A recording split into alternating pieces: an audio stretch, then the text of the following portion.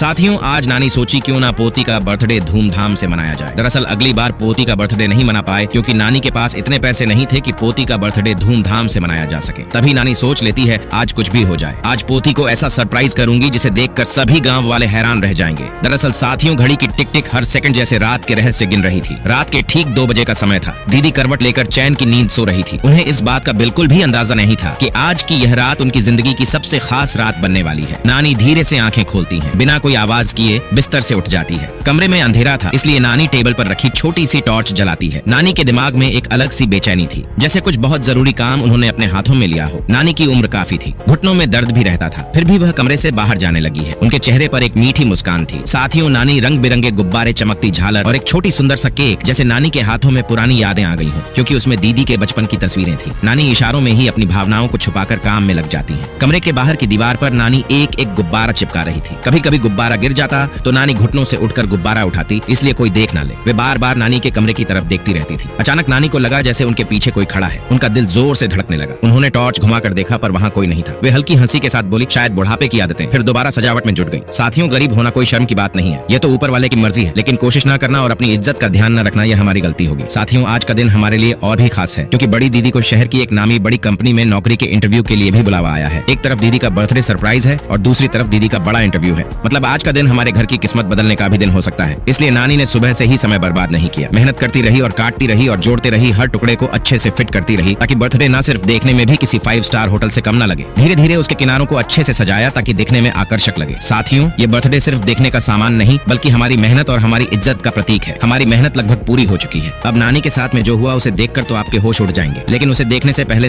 जो बच्चा परीक्षा में पास होना चाहता है या अच्छा नंबर लाना चाहता है, वो इस वीडियो को लाइक करके चैनल को सब्सक्राइब करें और कमेंट में जय मां सरस्वती लिखें। मैं उन्हें कभी फेल नहीं होने दूंगी। आशीर्वाद है। साथियों, लास्ट में नानी ने कितना सुंदर बर्थडे रूम सजाया।